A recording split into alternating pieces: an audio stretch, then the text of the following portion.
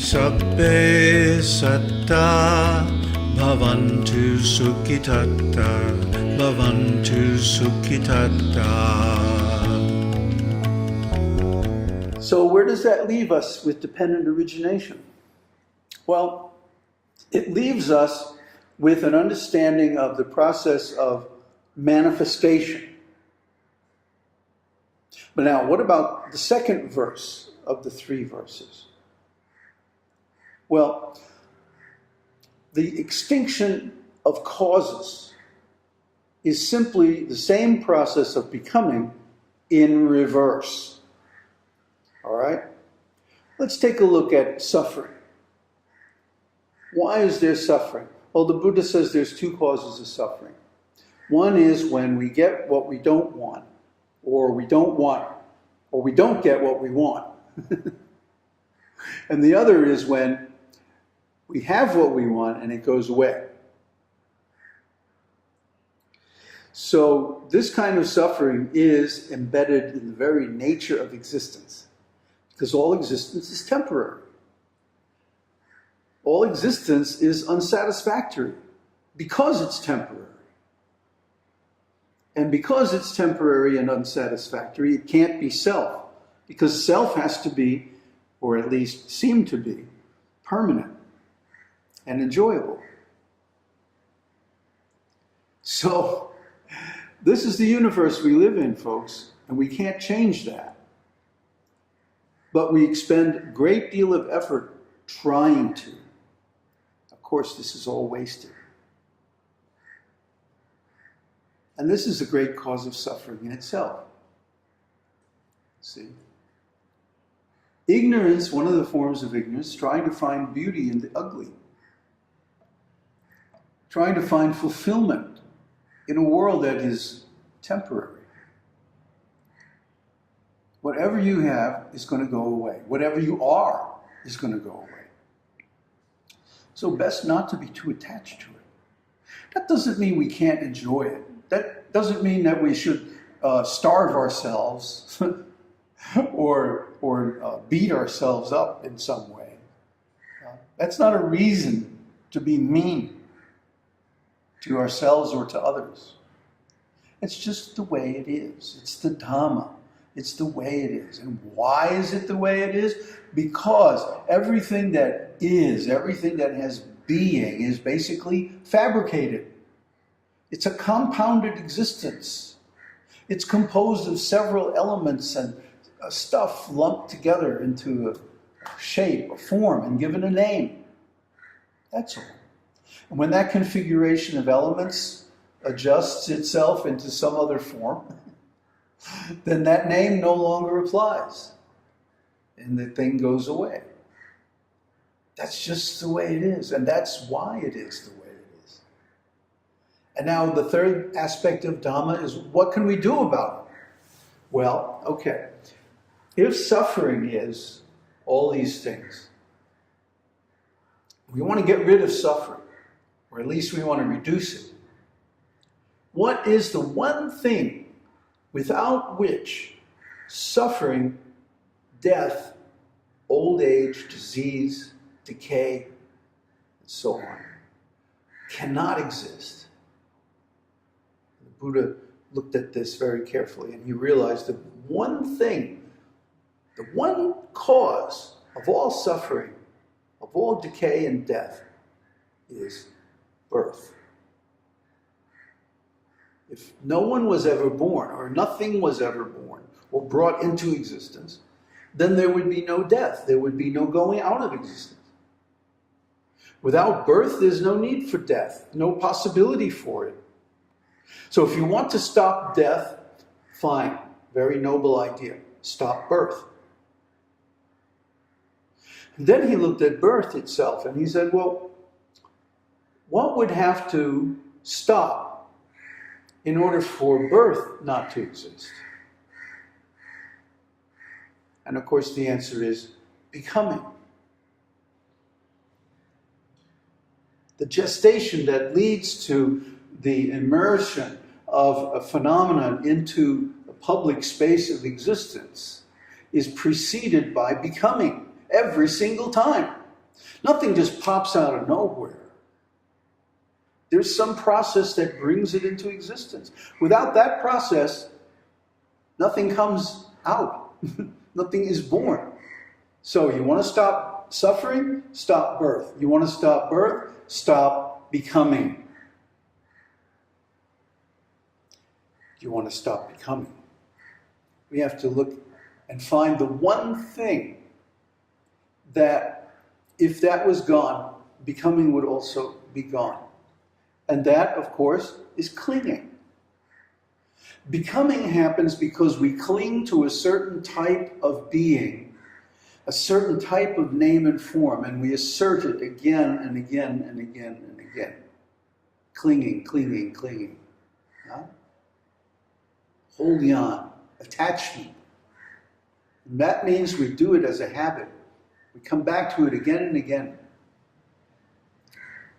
And what, if this is an undesirable thing, what is the one thing that if we got rid of that, then this clinging would also be gone? And of course, the answer is craving. You see how this works? If we don't have cravings, if we don't have obsessive attachments to things, we don't have clinging. Okay, so if we want to get rid of craving, what then? Get rid of feelings. Stop making judgments. This is good, this is bad, this is neutral. Just give everything an equanimical look. And what about getting rid of those feelings? Well, we have to get rid of contact. Now this goes all the way back to yoga. Remember yoga? Anybody really ever study yoga? I mean the real yoga, Patanjali yoga. Patanjali gave 8 steps of yoga. Oh, funny, that's just like the 7 steps of the octave, which is then repeated again. Well, anyway, they are yama, niyama, which very few people understand. Asana, which everybody knows. Yoga asana, sitting and this and that. And then pranayama, breath control, breathing exercise. And then, what's the next stage beyond pranayama?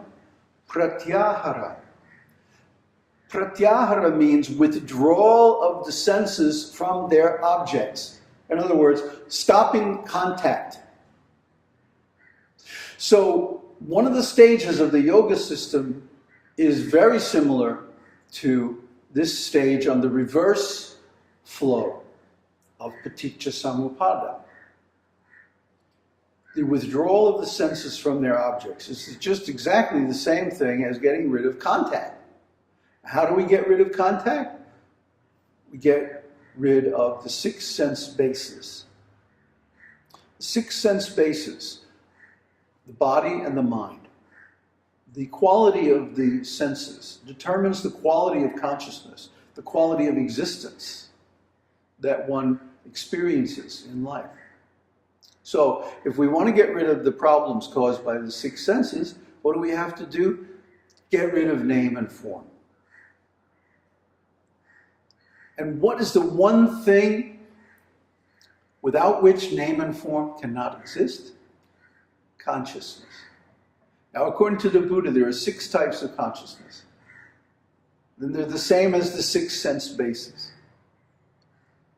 Eye consciousness, ear consciousness, nose consciousness, tongue consciousness, skin consciousness or body consciousness, and mind consciousness. So, if we want to get rid of the 6 sense bases and name and form, we have to get rid of that consciousness of those things. That space of awareness that goes out asking for or looking for those particular names and forms. See? So, there's one step further, which is fabrication. But when the Buddha, or actually when Vipassi Buddha, one of the previous Buddhas long ago, did this backwards analysis of paticca samuppada, he came to consciousness and name and form, and he found a feedback loop. He found that consciousness is conditioned by name and form, and name and form is conditioned by consciousness. And this is something we have been saying for over a decade now, since our research into ontology in 2002, 2003. And here the Buddha is absolutely confirming it. Consciousness is conditioned by name and form, just as much as name and form is conditioned by consciousness. In other words, we have this fabrication, something that we want to bring into being that doesn't really exist. So we create a type of consciousness that is a looking for that particular thing. And we go out in the world looking for instances of that particular thing that we want to bring into being. And then we run into name and form. Well, what is it that you want to bring into being? Well, let's say I want to bring into being a record album. I'm a musician. I want to create a record album. Okay. So now my name and form, my songs, my music, the band, the whole process of recording and creativity and the whole thing that goes into bringing this album into being now runs into the world's name and form, where you have recording companies and labels and contracts and business and money and all that. So you see what happens? The consciousness conditions the name and form. Okay, I want to make an album, so I'll condition this whole name and form, write a bunch of songs and music, go into the recording studio, produce it, make it happen, blah, blah, blah. That's my name and form that I created from my consciousness. My consciousness conditioned that name and form, but then the world's name and form starts to condition my consciousness and say, no, wait a minute, you can't just produce this record on your own. Maybe this was before the internet. You have to have a recording company. You have to have distribution. You have to have all this stuff that wasn't part of your original plan. So consciousness conditions name and form, but name and form also conditions consciousness, both internal and external. So there's a very powerful feedback loop in this process of dependent origination between consciousness and name and form. This is the key to controlling the process of becoming. Bold, blinking, all caps. This is the key.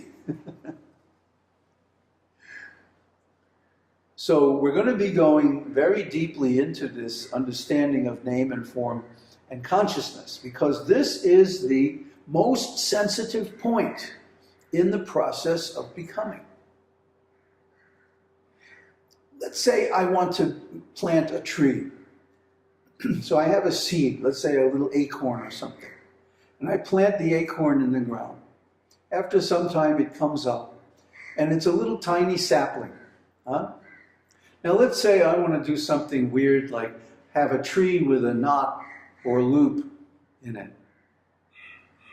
So if I wait until the tree is, 10 feet tall and then try to bend it around into a loop, what's going to happen? I'm just going to break it. I'm going to kill the tree. But if I try to bend the tree when it's young and tender and soft, I can easily do it. I can bend it around, like tie it to a stick and hold it a certain way and make it grow any way I want. In the same way, the process of becoming is easier to influence in its early stages. Doesn't that make sense? It takes less effort to change a blueprint than it does to change the finished airplane or building or whatever it is. I can easily change the blueprint, just erase some lines and make some new lines. But once the thing is built, I have to tear it all apart. It's a mess. So the process of becoming, the secret of managing the process of becoming, is to use name and form. So in other words, that story I told back in the beginning, The people in the leadership business who are saying you have to create a context, and the context is largely composed of terminology, they're actually right. But either they don't know why they're right, they just know that it works, or they're withholding information. How does it work? Why does it work? Why does it work as well as it does?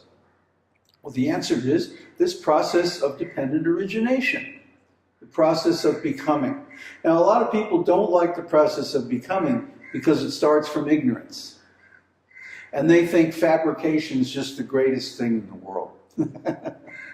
Well, it is, when it's used consciously, when it's used with full knowledge of the effects and consequences of different actions. See, the law of karma. Now, most religions and most spiritual paths try to influence the outcome of the process of becoming at the stage of contact. And that's why all these religions have different rules. And most of the rules are saying, no, you can't have this kind of contact. You can't have that kind of contact. You see? But at that point, the airplane is already built. Maybe it still has to grow to its final size, but the structure is already fixed. The embryo is in the womb. Huh? It takes a great deal of effort, and there's some danger also of derailing the whole process.